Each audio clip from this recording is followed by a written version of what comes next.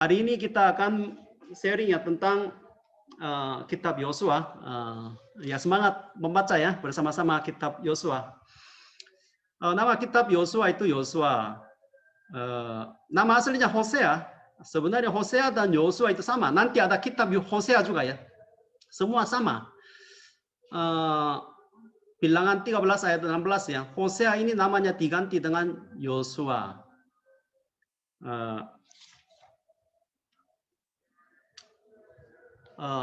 Itu Yosua itu sama dengan Yesus ya. Yesus Yosua itu sama dengan Yosua. Artinya Yahweh adalah keselamatan. Kalau biasanya ada ya itu ada kaitan dengan nama Yahweh ya, Yahweh. El itu biasanya Elia itu Elia biasanya El itu Allah ya, Allah. Jadi Yosua itu kitab sejarah. Dari Yosua kemarin kitab Musa ya selesai, baru dimulai kitab sejarah. Kitab sejarah Yosua sampai Esther itu kitab sejarah ya tentang sejarah bangsa Israel.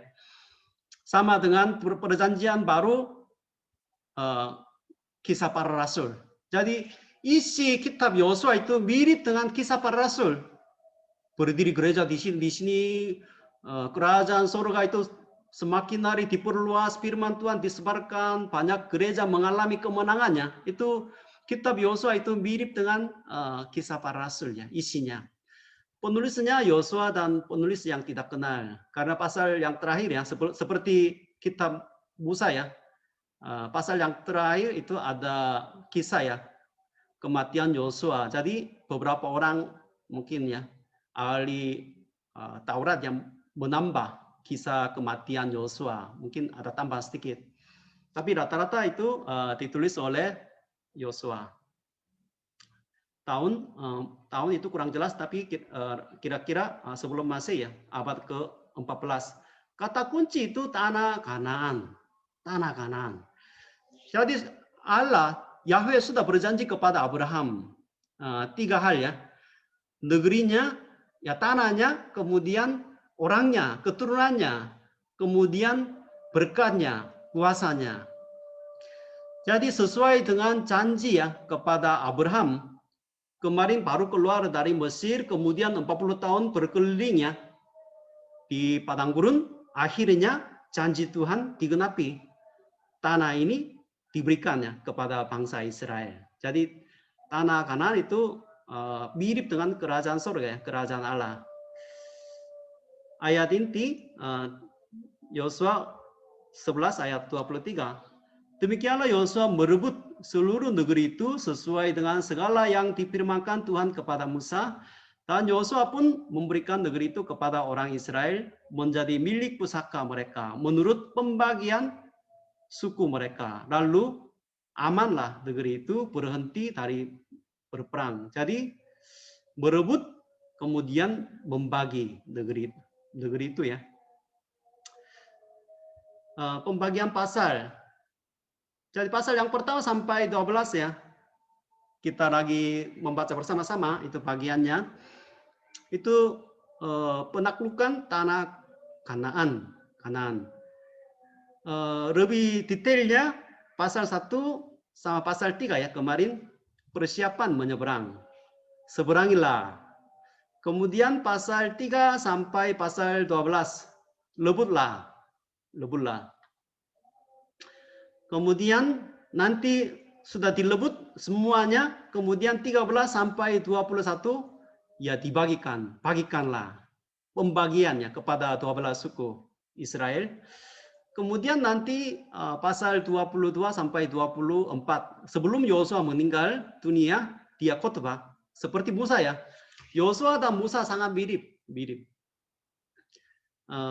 Dalam khotbah seperti Musa kemarinnya, ya filillah. Di sini juga filillah. Beribadahlah kepada siapa? Allah atau Allah lain. Dan itu garis besar ya, secara garis besar 3 bagian ya, pasal 1 sampai 12, seberangilah dan lebutlah. Kemudian pasal 13 sampai 21 bagikanlah. Kemudian yang terakhir 22 sampai 24 beribadahlah. Jadi inti pasal ini nanti saya coba Pak. Ini nanti mungkin hafal bersama-sama. Ciri khas kitab Yosua itu dibanding dengan padang gurun. Ada ciri khasnya. Yang pertama, bangsa Israel selalu taat. Berbeda dengan angkatan yang pertama ya. Generasi yang pertama di padang gurun selalu bersungut-sungut. Mengeluh. Tetapi tiba-tiba itu berubah semuanya. Tidak bersungut-sungut lagi. Selalu taat. Taat perintah Tuhan, perintah Yosua, dan hukum Taurat. Sehingga mereka mengalami kemenangan. Berbeda dengan di padang gurun. Padang gurun itu gagal. Memang pernah mengalami kemenangan dari Raja Sion dan Raja Basan ya. Raja Og. Tapi di dalam kitab Yosua itu bangsa Israel selalu mengalami, ya bukan selalu ya, kebanyakan mengalami kemenangan. Orang Kristen juga sama. Imannya seperti di padang gurunnya, selalu gagal, mungkin menangis. Tetapi kita selalu ya mengalami kemenangan. Bukan hanya sampai di depan kayu salib saja. Harus melewati kayu salib. Sehingga mengalami kebangkitan Yesus Kristus ya, kebangkitan Yesus Kristus. Jangan hanya selalu di depan kayu salib saja, tapi melewati kayu salib, penderitaannya, tapi seperti padang gurun, tetapi mengalami kemenangan, kebangkitan Yesus Kristus. Itu sangat penting di dalam iman kita. Kemudian ciri khas kitab Yosua itu yang ketiga, peperangan suci. Peperangan suci. Namanya itu peperangan herem atau haram ya. Sesuai dengan perintah Ulangan 7 ayat 16. Menumpas semua makhluk yang ada di tanah Kanaan. Itu perintah dari Tuhan. Besok ya, Yosua 6 ayat 23, 21. Mereka menumpas. Menumpas di sini artinya haram. Haram. Di sini juga kata haram sering dipakai ya. Haram itu harus menghabiskan karena najis. Najis. Maka sering disebut peperangan herem, peperangan haram. Ya seperti di sini ya sering dikatakan jihad ya, jihad. Jadi menumpas dengan mata pedang segala sesuatu yang di dalam kota itu, kota Yeriko ya. Baik laki-laki maupun perempuan, baik tua maupun muda, anak kecil semua, sampai kepada lembu, domba, dan keledai ini. Sampai binatang hewannya, semua itu ditumpas. Nanti Yosua 11 ayat 11 juga sama. Semua makhluk yang ada di dalamnya dibunuhnya dengan mata pedang sambil menumpas orang-orang itu. Tidak ada yang tinggal hidup dari semua yang bernapas, dan Hazor dibakarnya. Jadi peperangan suci, peperangan herem ini harus dilaksanakan. Jadi banyak jemaat berpikir itu terlalu kejam. Mengapa membunuh semua orang termasuk anak kecil yang belum mengenal dosa atau mungkin belum pernah menyembah berhala ya. Itu pemahaman jemaat ya. Tetapi itu zaman ini ya, zaman khusus ya. Masuk ke tanah itu artinya yang pertama janji ya. Janji Tuhan digenapi. Tapi yang kedua, penghukuman dari Tuhan terhadap dosa orang Kanaan. Jadi tidak boleh ada dosa di dalam tanah Kanaan itu, tanah janji itu. Sehingga harus menumpas semuanya dengan pedang. Karena ini perintah Tuhan. Perintah Tuhan. Jadi di dalam kehidupan kita juga sama. Tidak boleh membiarkan dosa kecil di dalam kehidupan kita. Karena ini nanti menjadi jerat ya, jerat. Sehingga satu lagi. Jadi itu arti untuk orang Kristen zaman sekarang ya. Jadi itu zaman dulu kasus khusus ya untuk bangsa Israel zaman Yosua. Itu peperangan herem. Kemudian Yosua dan Yesus ya mirip ya, tadi namanya juga sama, kemudian pelayanan juga sama. Tanah Kanaan itu hampir mirip dengan kerajaan Allah. Kemudian Yosua ya menyeberang sungai Yordan. Yesus ya dibaptis di sungai Yordan. Yohanes Pembaptis menunggu Mesias ya, kedatangan Mesias di pinggir sungai Yordan. Mengapa mereka menunggu ya? Karena zaman Yohanes Pembaptis itu mereka menanti-nantikan Mesias yang akan datang seperti Yosua membawa bangsa Israel ke tanah Kanaan. Itu iman Pembaptis Yohanes ya, zaman itu, dan teman-temannya kaum SNE, itu namanya kaum SNE. Jadi Yesus juga dibaptis di Sungai Yordan. Yesus tempat tinggalnya di Nazaret ya. Tetapi untuk dibaptis waktu dia mulai melayani umur 30 tahun, dia datang ke Sungai Yordan. Itu bukan kebetulan, karena melalui baptisan Yesus Kristus di Sungai Yordan, dialah sama seperti Yosua yang membawa bangsa Israel ke tanah Kanaan, yang membawa umatnya, orang percayanya ke dalam kerajaan Allah. Jadi itu sama ya. Kemudian Yosua membawa keamanan. Penerjemahannya dalam bahasa Indonesia itu keamanan itu sebenarnya kata yang sederhana. Tetapi di dalam Alkitab keamanan itu sangat penting. Bahasa Inggris rest ya, rest. Hari perhentian, seperti hari ke-7. Jadi membawa bangsa Israel ke tanah Kanaan, apa yang terjadi? Ada rest ya, keamanan atau perhentian, istirahat itu kata sederhana, istirahat. Istirahat terjadi karena hari ke-7 ya hari istirahat, hari Sabat ya. Jadi ini terjadi. Jadi ujung-ujungnya semua manusia itu istirahat. Rest in peace ya. Maka Ibrani 4 ayat 8 berbunyi begini ya. Sebab andai kata Yosua telah membawa mereka masuk ke tempat perhentian. Ini juga bahasa Inggris.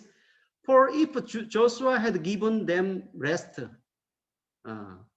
Pasti Allah tidak akan berkata-kata kemudian tentang sesuatu hari lain. Jadi Yosua seharusnya memberi istirahat ya, atau rest ya, perhentian. Tetapi tidak cukup. Sehingga Yesus yang datang itu membawa perhentian hari ke-7 itu. Jadi hari ke-7 itu betul-betul ya shalom itu terjadi. Itu penulis Ibrani yang menyampaikannya. Jadi Yesus adalah mirip dengan Yosua, tapi lebih daripada Yosua itu. Itu ciri khas kitab Ibrani ya, selalu dibanding ya, Yesus dan Musa dan Harun ya. Jadi keamanan itu penting, keamanan. Itu kata penting ya, karena sering tertulis. Kemudian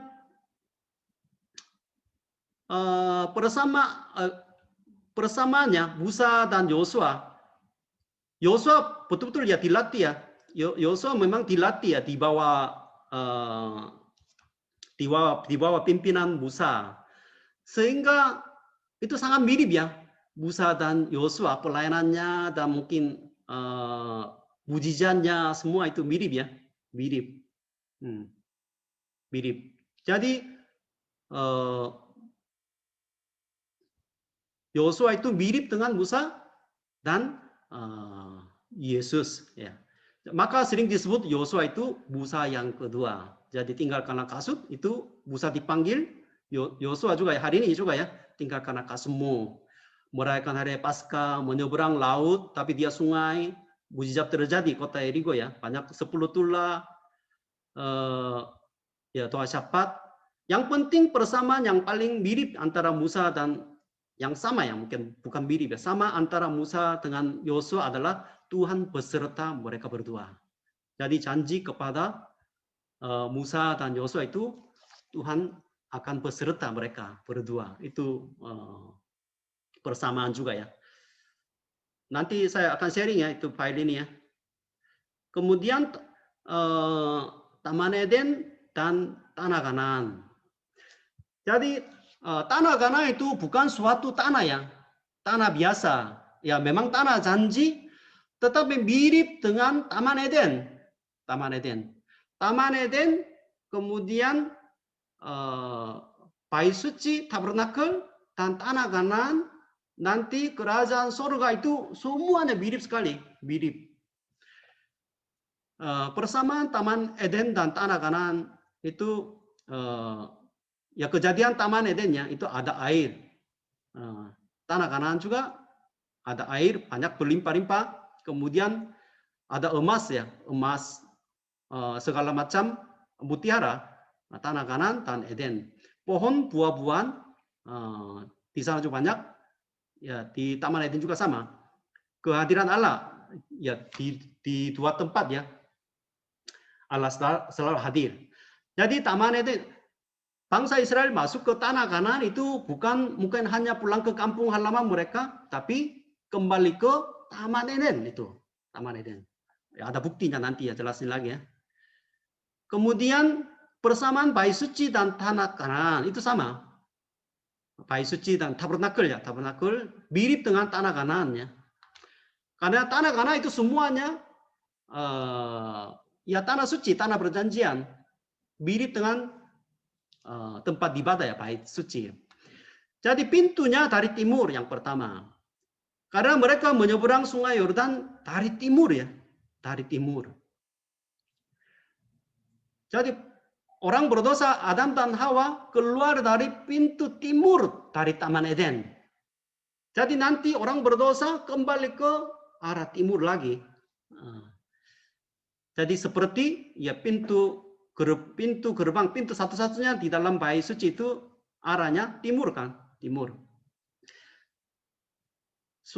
Yosua pasal 3 dari timur, kemudian bertemu dengan panglima pelantara Tuhan, nanti akan menjelaskan lagi ya. Seperti kerub di Taman Eden yang menjaga biar orang tidak bisa masuk kembali. Kemudian kota Yeriko itu harus bakar semua. Peperangan suci ya, peperangan Herem ya. Bakar semua besok ya. Seperti Mezbah korban bakaran. Kemudian tapi di kota Ai gagal. Harus bertobat. Tidak menumpas semuanya oleh Akan ya, Akan. Sehingga bertobat itu bejana pembasuhan. Kemudian Yohanes 13, Yosua 13 sampai 21 itu membagi tanahnya kepada 12 suku ya, itu 12 roti, kemudian ibadah, Mezbah ukupan, kemudian Yohanes 24 pasal yang terakhir juga janji lagi, seperti ya kemarin di bagian khotbah yang ketiga ya, di ulangan pasal 29 ya. Perjanjian Moab seperti di sini juga perjanjian Sikem itu tentang janji. Janji ini simpan di dalam ruang maha suci. Itu dua-duanya sangat mirip ya, Tanah Kanaan dan Bait Suci. Pasal yang pertama ya, pasal yang pertama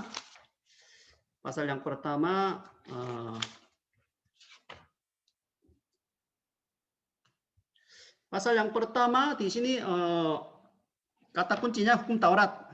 Banyak teman-teman kita RBF itu suka pilih ayat mungkin jangan takut ya. Itu kata kunci juga. Tapi lebih penting di sini hukum Taurat ya, hukum Taurat. Hukum Taurat. Ayat yang pertama begini ya. Sesudah Musa hamba Tuhan itu mati. Jadi kitab yang baru biasanya dengan kata begini ya, sesudah Musa hamba Tuhan itu mati. Nanti kitab Hakim-Hakim juga sesudah Yosua ya mati itu. Berfirmanlah Tuhan kepada Yosua bin Nun. Abad Musa itu demikian. Pasal 1 ayat yang pertama ya. Yosua bin Nun itu selalu ada nama bapaknya ya, nama bapaknya. Mungkin banyak arti ya, bapak itu yang terkenal, Bapak Yosua yang terkenal. Atau nama Yosua itu mungkin banyak zaman itu. Atau mungkin Yosua yang betul-betul tertulis di dalam kitab Bilangan pasal 13. Yosua bin Nun itu. Mungkin itu banyak arti ya. Jadi mereka bersiap-siap ya. Bersiap-siap menyeberangi sungai Yordan. Maka itu tugasnya itu tidak gampang. Tugas tidak gampang. Banyak tantangannya, banyak tantangan. Karena Musa itu sangat dihormati selama 40 tahun memimpin bangsa Israel yang berkeras kepala ya, kepala. Jadi Yosua sebenarnya usianya lumayan banyak, kira-kira 100 tahun. Bukan mungkin yang muda. Yosua juga sekarang kira-kira 100 tahunnya. Kemudian nanti peperangannya selama 7 tahun. Kemudian meninggalnya 110 tahun dia meninggal. Maka sekarang umurnya kira-kira mungkin 95 atau mungkin kira-kira 100 tahun. Tapi dia mungkin begitu takut. Karena dia tahu itu menduduki tanah Kanaan itu sulit ya. Perubahan besar itu terjadi. Jadi ya dalam kehidupan kita juga selalu terjadi ya. Kalau ada perubahan yang besar ya takut. Orang tua kita mungkin papa kita tiba-tiba meninggal. Jadi sebagai anak itu gimana menopang ya keluarga kita, mungkin seperti itu, merasa kehilangan dan mungkin karena merasa ya sulit ya memimpin bangsa Israel. Dalam kehidupan kita juga sama ya, naik pangkat, mungkin ada perubahan, masuk kampus, mulai kuliah, mungkin mulai bekerja, itu banyak perubahan besar terjadi. Ya seperti ini juga zaman sekarang ya. Ya takut ya. Sehingga ya berapa kali di sini ya, kuatkanlah dan teguhkanlah hatimu. Berkali-kali ya, berkali-kali Tuhan berkata ya, kuatkanlah dan teguhkanlah hatimu. Karena tidak gampang. Kemudian yang penting ya di dalam kehidupan Yosua sebagai pimpinan bangsa Israel itu ayat 8-nya. Ayat 8, janganlah engkau lupa memperkatakan kitab Taurat ini, tetapi renungkanlah itu siang dan malam, supaya engkau bertindak hati-hati sesuai dengan segala yang tertulis di dalamnya. Jadi bangsa Israel masuk ke tanah Kanaan, kemudian mengalami kemenangan, itu kuncinya bukan kekuatan militer mereka, tergantung pada ketaatan kitab Taurat. Sehingga renungkanlah, itu penting, renungkanlah siang dan malam. Jadi renungkanlah di sini bahasa Inggris meditate ya, meditate. Mazmur juga sama. Mazmur itu pasal 1 sampai pasal 150 ya. 150 pasal, tapi pasal yang pertama itu intinya dalam Mazmur, kitab Mazmur ya. Yang penting di sini juga yang kesukaannya ialah Taurat Tuhan, dan yang merenungkan Taurat itu siang dan malam. Jadi itu cara untuk diberkati Tuhan. Jadi meditate ini bahasa Inggris ya, meditate. Tapi nanti ini berkembang kemudian menjadi medicine, obat. Jadi firman Tuhan itu, merenungkan firman Tuhan siang dan malam itu obat. Itu bisa disembuhkan, dimenangkan. Nah, itu kunci penting ya. Kunci penting untuk bangsa Israel. Kemudian tetapi mereka bukan hanya mungkin mengandalkan kekuatan Tuhan, tapi di sini Yosua ya memerintah, sediakanlah bekalmu, kemudian minta tolong ya kepada suku-suku ya, suku Ruben dan Gad dan setengah suku dari Manase ini juga, karena mereka itu berani, sangat berani. Jadi harus berdiri di garis depan dalam peperangan. Jadi mengandalkan kekuatan Tuhan itu bukan hanya mungkin hanya berdoa saja, tapi dia melakukan sesuatu. Negeri itu, tanah janji itu sudah diberi oleh Tuhan. Di sini Tuhan diberi oleh Tuhan, negeri yang diberikan, negeri yang akan kuberikan itu dari kemarin kita Ulangan sampai sekarang ya terus berulang-ulang. Artinya negeri ini hadiah dari Tuhan, hadiah Tuhan seperti keselamatannya sudah janji, tetapi Yosua dan bangsa Israel harus mempersiapkan sesuatu ya, sesuai dengan kemampuan mereka. Itu penting ya, penting. Maka salah satu cara ya untuk mengerjakan pekerjaan mereka ya, itu mengutus 2 pengintai di kota Yeriko ya, kota Yeriko. Itu pasal 2 itu Rahab. Rahab. Di dalam Alkitab itu waktu menulis nama perempuan itu pasti ada maksudnya ya, tidak apa ya, tidak sembarangan menulis nama perempuan di dalam Alkitab ya. Setiap kitab hampir sama ya. Al-Quran juga hanya satu nama perempuan saja tertulis di dalam Al-Quran juga. Miriam ya. Maria, ibu Yesus ya. Jadi tapi di sini itu nama perempuan itu namanya Rahab. Rahab. Itu perempuan tapi sundal. Perempuan itu juga sangat apa ya, sangat diabaikan ya zaman dulu. Tapi itu sundal. Jadi 2 pengintai bertemu dengan seorang perempuan sundal yang bernama Rahab ya di kota Yeriko. Tetapi Rahab ini ya menyembunyikan 2 pengintai. Kemudian dia mengakui bahwa kepada kedua pengintai, ketika kami mendengar orang Kanaan mendengar itu mereka menyeberang ya. Laut Teberau, kemudian menghancurkan beberapa raja yang berkuasa besar. Mereka sudah dengar semua berita. Kemudian tawarlah hati kami dan jatuhlah semangat setiap orang menghadapi kamu. Sebab Tuhan Allahmu ialah Allah di langit, di atas, dan di bumi, di bawah. Jadi itu semacam pengakuan imannya. Itu sangat penting. Bagaimana mungkin seorang perempuan ya sundal, dia bukan orang Yahudi, tetapi dia mengakui bahwa nama Tuhannya, Tuhan Allahmu ialah Allah di langit, di atas, dan di bumi, di bawah.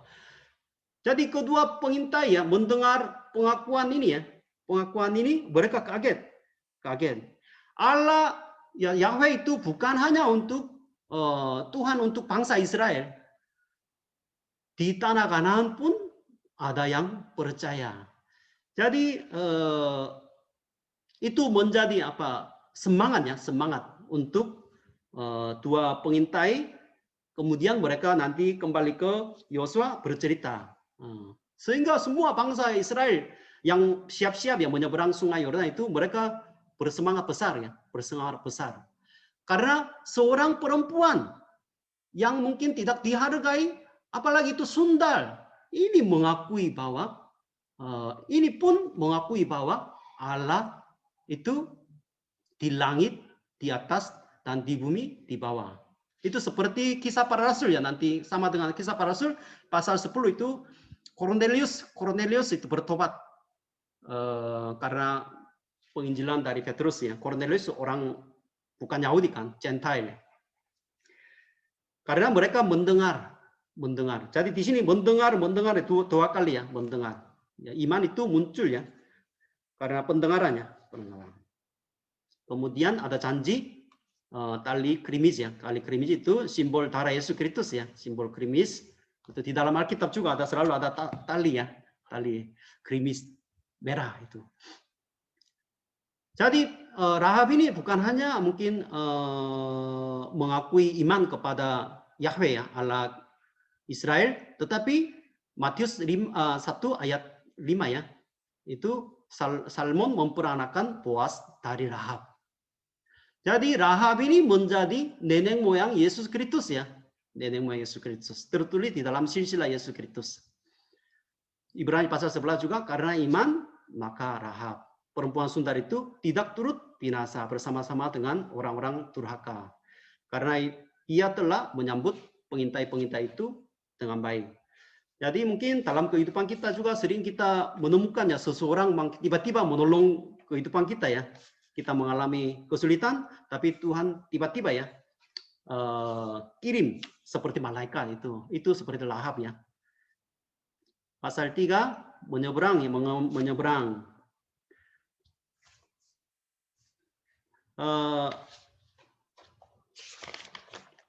Kemudian ya, pasal 1 ya, pasal 3 ayat 1 begini ya. Yosua bangun pagi-pagi. Jadi bangun pagi-pagi itu Ya memang bangun pagi-pagi, tetapi akan dimulai masa yang baru itu ya pagi-pagi biasanya. Yesus bangkit pagi-pagi ya. Jadi pagi-pagi itu kiasan juga akan mulai masa yang baru, akan sesuatu yang baru akan terjadi. Bangun pagi-pagi lalu ia dan semua orang berangkat dari Sitim, berangkat dari Sitim. Sebenarnya Moab itu luas daerahnya. Salah satu tempatnya Sitim. Tapi di sini sengaja ya menulis Sitim juga. Karena di Sitim kemarin bilangan 25 ya. Paling banyak orang meninggal karena mereka menyembah berhala. Itu namanya Sitim ya. Jadi berangkat dari Sitim itu artinya itu keluar dari dosa. Itu juga ada arti ya. Dan sampailah mereka ke Sungai Yordan, maka bermalamlah mereka di sana sebelum menyeberang. Jadi mereka bermalam di sana di sebelah Sungai Yordan. Kemudian ayat kedua ya, setelah lewat 3 hari, para pengatur pasukan menjalani seluruh perkemahan. Jadi setelah lewat 3 hari, kalau di padang gurun biasanya setelah lewat 3 hari apa yang terjadi? Mulai bersungguh-sungguh ya. Kalau di sini mungkin Sungai Yordan, bagaimana kita bisa menyeberang atau bagaimana mungkin airnya sekarang meluap karena ini musim menuai ya. Musim menuai itu bulan ketiga atau keempat itu airnya banyak sekali, banyak sekali. Jadi mereka harus mengeluh, tetapi di sini tidak ada keluhan sama sekali dari mereka. Ini perubahan besar ya, perubahan besar. Kemudian ayat 14, ketika bangsa itu berangkat dari tempat perkemahan mereka untuk menyeberangi Sungai Yordan, para imam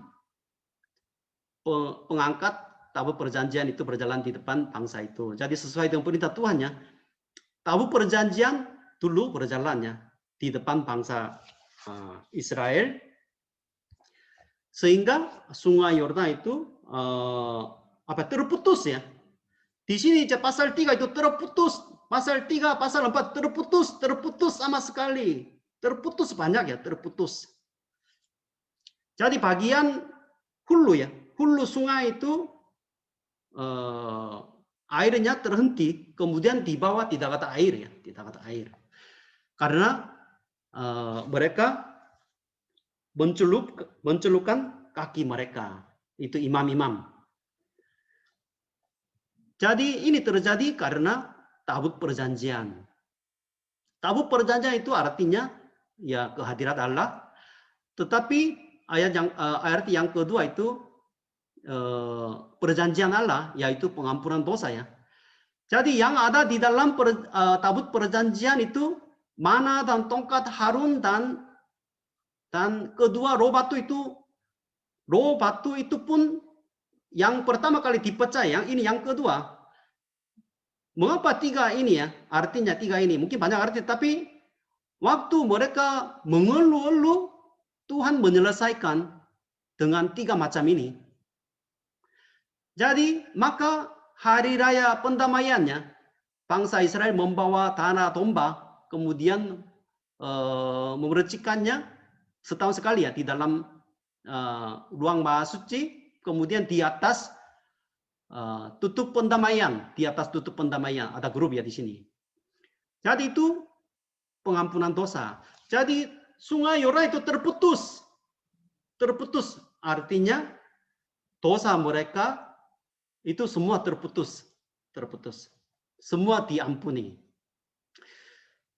Jadi itu arti menyeberang Sungai Yordan. Jadi apa arti menyeberang Laut Teberau dan Sungai Yordan? Itu apa arti? Jadi itu baptisannya, baptisan. Korintus 10 ayat 2. Itu baptisan untuk generasi yang kedua. Generasi yang pertama dibaptis di Laut Teberau. Ini generasi yang kedua itu dibaptis, menyucikan dosa mereka. Jadi itu artinya baptisan. Yang kedua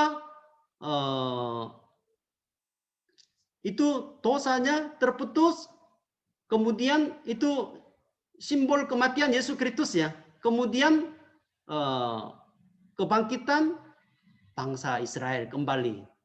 Seperti kebangkitan Yesus Kristus ya. Jadi itu arti ya, menyeberang sungai Yordan itu semacam baptisan. Maka Yesus juga dibaptis di sungai Yordan ya.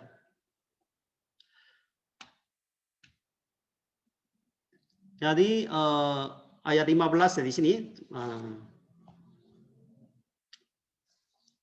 Segera sesuatu para pengangkut tabut itu sampai ke sungai Yordan dan para imam pengangkat tabut itu mencelup kakinya ke dalam air di tepi sungai itu, sungai Yordan itu, sebab sampai meluap sepanjang tepinya selama musim menuai.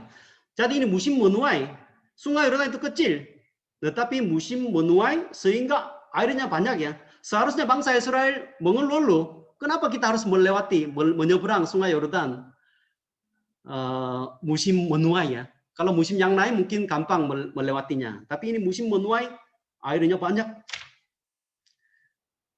Jadi maka berhentilah air itu mengalir, air yang turun dari hulu melonjak menjadi bendungan. Jadi air dari sungai hulu itu terhenti seperti bendung. Kemudian jauh sekali di dekat Adam. Adam itu ada tempatnya, kota yang terletak di sebelah Sartan. Jadi mengapa menulis nama kota ini? Artinya ini betul-betul terjadi ya, betul-betul terjadi. Kemudian terputus sama sekali, terputus. Kemudian menjadi tanah kering, tanah kering. Jadi ini terjadi ya, seperti di Laut Teberau. Jadi bangsa Israel melewatinya. Tapi imam yang mengangkut tabut perjanjian itu terus berdiri di sana ya, berdiri di sana sampai semua bangsa Israel melewatinya. Jadi Keluaran pasal 14 juga ya, tanah kering. Jadi tanah kering itu penting ya, tanah kering itu. Jadi itu mujizat dari Tuhan. Jadi kita juga mungkin di dalam perjalanan kita ya sering mengalami ya jalan yang pecek-pecek ya. Tapi ya dengan pertolongan Tuhan kita bisa melewatinya seperti jalan yang kering, tanah yang kering. Itu kita mengalaminya. Jadi Yesus juga dibaptis di Sungai Yordan. Itu ya gambar ya. Itu digenapi ya seperti Yosua dan bangsa Israel dibaptis di Sungai Yordan. Yesus juga dibaptis. Jadi jalannya seperti begini ya, lewat dari Sitim, kemudian lewat begini, kemudian ada nanti pasal 4 ya, Gilgal, kemudian Jericho. Jadi kota Adam di sini, kota Adam, kemudian Laut Araba itu di bagian bawah ya, jadi terhenti semua. Pasal 4, pasal 4 ya, pasal 4. Mereka baru bermalam ya, bermalam di Gilgal. Jadi ini tertulis ya, tanggal 10 bulan yang pertama ya, Januari ya. Tuhan menyuruh ya, mengambil 12 batu ya dari Sungai Yordan, kemudian memasang 12 batu itu di tempat inap mereka. Kemudian Yosua mengambil lagi, kemudian di tengah Sungai Yordan, itu dua tempat. Jadi mereka baru tiba di tanah perjanjian pertama kali. Itu tempatnya Gilgal. Seperti kita ya, mungkin tinggal di Jakarta, mungkin sebagai pembantu, keluarga miskin, tidak ada uang, tidak bisa kembali ke kampung halaman, ke Lampung ya. Jadi sudah berlalu 430 tahun, tapi ya dibebaskan. Kemudian baru menyeberang Selat Sunda, kemudian ya tiba di Bekahuni, pelabuhan Bekahuni. Kemudian bermalam di sana. Jadi gimana rasanya? Senang sekali ya, senang. Mungkin tidak bisa tidur. Bukan hanya karena datang ke tanah Kanan, tapi melihat mujizat Tuhan yang menyeberang ya, yang membuat mereka menyeberang Sungai Yordan.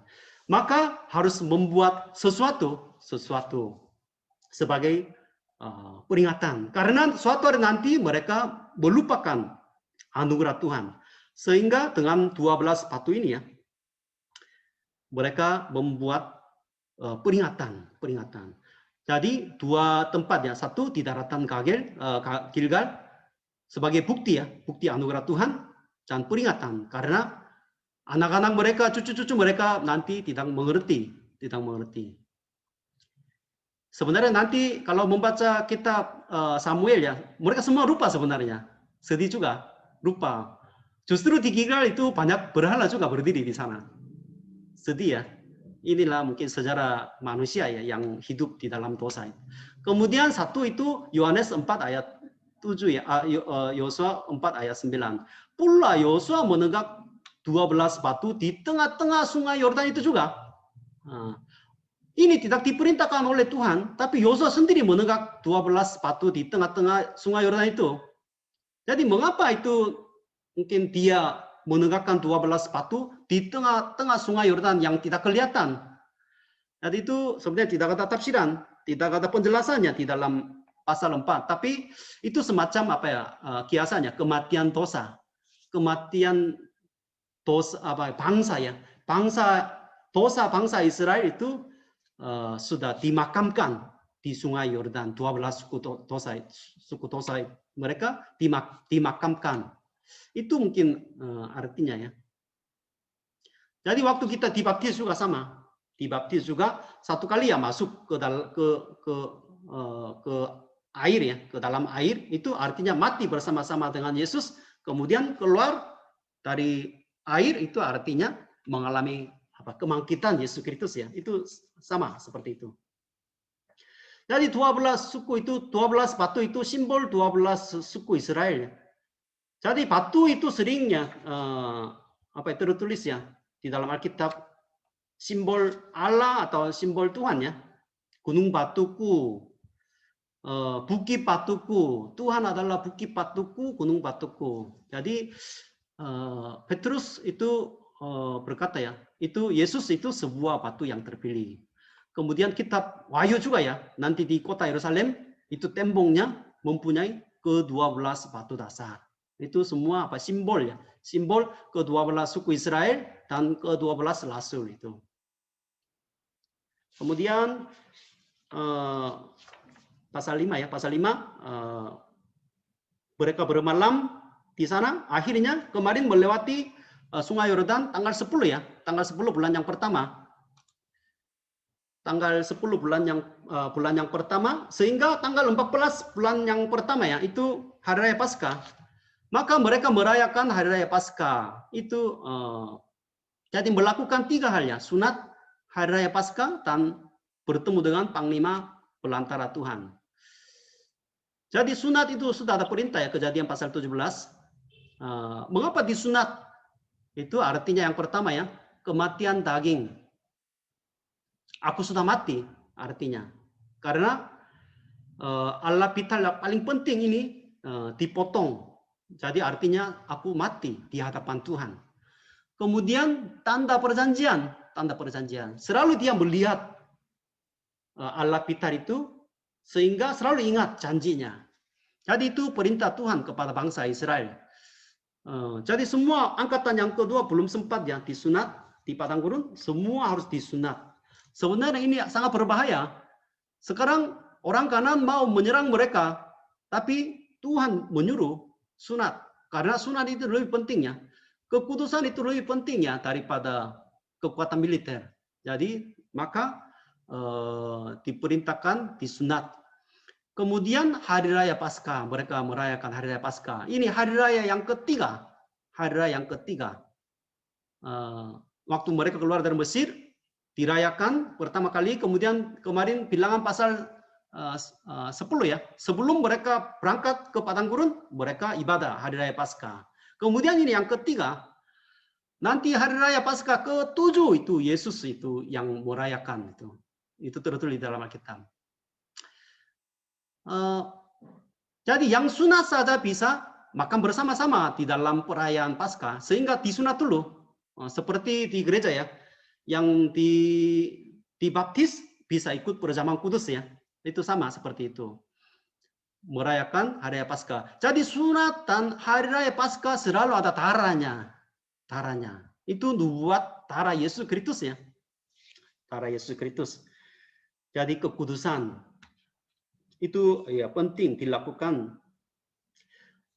Kemudian Yosua dan mungkin bangsa Israel hampir dekat dengan Yeriko. Kemudian tiba-tiba bertemu dengan panglima belantara Tuhan. Itu Hakim pasal 2 ayat 1 juga tertulis ya. Jadi mengapa tiba-tiba bertemu dengan panglima belantara Tuhan? Ini siapa? Jadi Yosua juga bingung. Maka bertanya, kawankah engkau atau rawan? Karena dia bingung. Bukan, tetapi akulah panglima belantara Tuhan, sekarang aku datang. Lalu sujudlah Yosua dengan mukanya ke tanah. Sujudlah atau menyembah, itu di dalam Alkitab itu hanya kepada Yahweh saja, Tuhan saja. Yang lain tidak boleh ya, sujud atau menyembah. Jadi Yosua mengerti ya, panglima belantara Tuhan itu ya Tuhan sendiri yang kelihatan. Maka ini mirip dengan Yesus Kristus ya.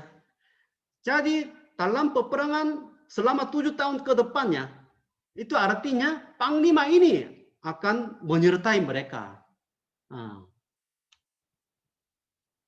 Panglima ini akan menyertai mereka, akan mengalahkan semua suku di Kanaan. Itu artinya. Tapi ini bukan hanya itu mirip dengan kerub. Karena masuk ke tanah Kanaan itu mirip dengan kembali ke Taman Eden. Kejadian 3 ayat 24 ya. Adam dan Hawa keluar dari Taman Eden, ada yang jaga, itu namanya kerub. Waktu itu kerub yang menjaga Taman Eden, biar orang berdosa tidak bisa kembali ke tanah Kanaan. Tetapi kali ini ya, Yesus ya, sebagai panglima belantara, membawa bangsa Israel ke tanah Kanaan dan mengalahkan semua musuhnya di depan mereka. Itu Yesus yang menyatakan dirinya di dalam perjanjian lama. Jadi kita Wahyu pasal 19 juga sama ya. Sebelum kota Yerusalem baru turun dari surga, jadi Yesus Yohanes ya melihat surga terbuka. Sesungguhnya ada seekor kuda putih dan ia yang menanggunginya bernama yang setia dan yang benar. Ia menghakimi dan berperang dengan adil. Jadi dengan pertolongan Yesus Kristus sebagai panglima, kota Yerusalem baru datang, diberikan. Sama seperti itu di tanah Kanaan juga ya. Dengan pimpinan panglima pelantara Tuhan, yaitu Yesus Kristus, mereka bisa mengalahkannya semua musuh mereka. Jadi di sini ada perintah, tapi sebelumnya ada perintah, tinggalkanlah kasutmu dari kakimu. Jadi kasut itu ya seperti kepada Musa ya, Keluaran pasal 3 ya, ayat 5.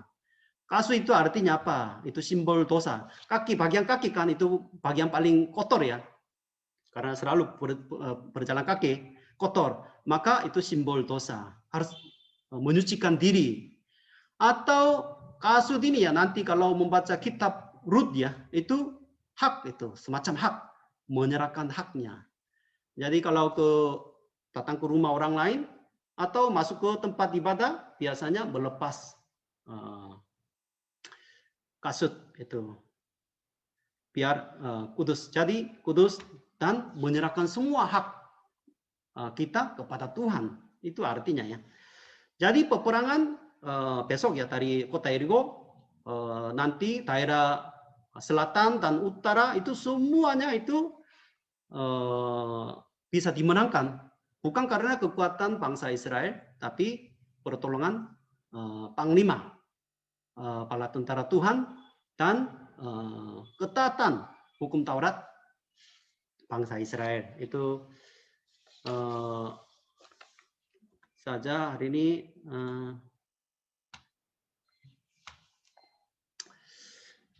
tujuannya selalu mungkin cepat selesai, tapi udah hampir 1 jam.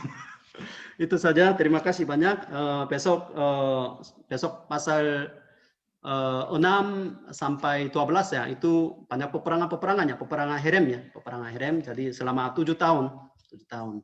Jadi kita juga mungkin belakangan ini ya, ada peperangan apa ya, virus corona dan banyak peperangannya. Di depan kita juga banyak mungkin Sungai Yordan ya.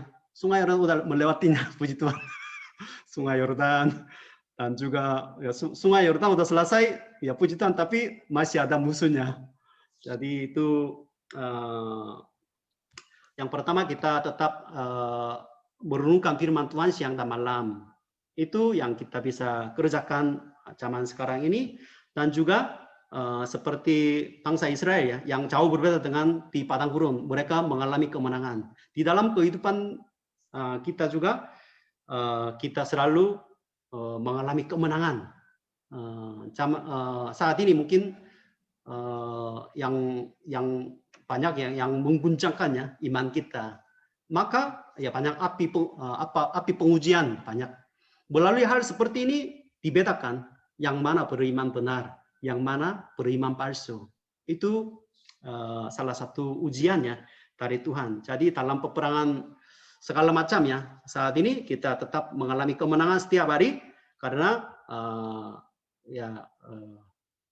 Panglima ya, Panglima Tuhan kita Yesus Kristus berjalan di depan kita. Jadi itu kita bisa belajar melalui kitab Yosua. Puji Tuhan, terima kasih, semua sehat, Tuhan berkati ya. Semangat membaca firman Tuhan. Ya itu saja, ya Megi. Ya, terima kasih banyak Pak Ferry, penjelasannya sangat jelas ya teman-teman.